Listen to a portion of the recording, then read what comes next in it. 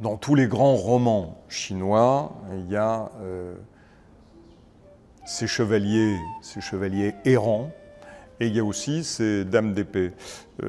Ces dames d'épée, effectivement, dans l'art martial chinois, à cause de l'art martial interne, la puissance n'est pas que musculaire, donc les femmes peuvent être tout aussi puissantes que les hommes, voire dans des combats supérieurs.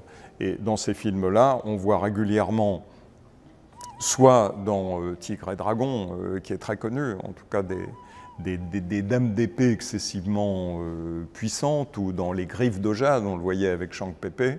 Dans l'univers de Shang-Chi, puisque notre premier film c'est La Rage du Tigre, là c'est la fraternité martiale, c'est deux garçons. Dans le cinéma de Shang-Chi, là c'est un cinéma très masculin, c'est le capé d'épée masculin, donc on a un film masculin et un film féminin. La Rage du Tigre, c'est un des films les plus importants de Shang-Chi, qui va être un des réalisateurs les plus prolifiques, c'est le John Ford de Hong Kong. Et donc, lui, dans l'invention du vocabulaire, va rendre quelque chose qu'on retrouve, par exemple, repris par Tarantino, cette hystérisation de la violence. C'est quelque chose, on pourrait presque dire qu'il y a un avant et un après Shang-Chi. Dans ce film-là, il y a un combat mythique qui se passe sur un pont. Donc les éléments de décor également sont signifiants, c'est-à-dire le pont, c'est le passage entre deux rives.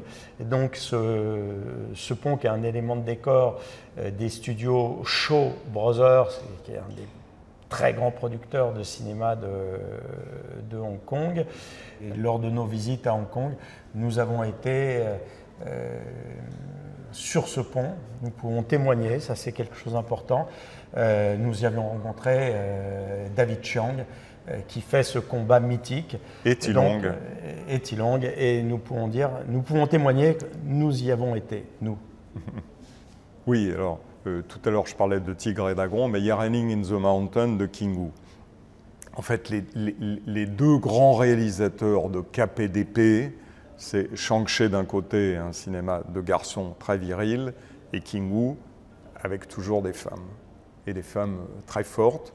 King Wu est plus lettré, tout l'univers pictural, tout l'univers calligraphique imprègne aussi son cinéma, et de même que quand on fait un Tao de Kung Fu, c'est-à-dire une suite d'enchaînements, on écrit des mots, des poèmes, ça se calligraphie, et il y a cette même précision et sublimation du geste.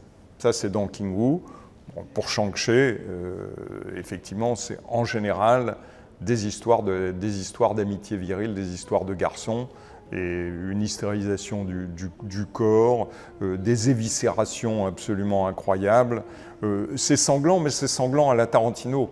C'est-à-dire que ce n'est pas d'une violence extrême, c'est une violence cinématographique plutôt jubilatoire à laquelle on adhère.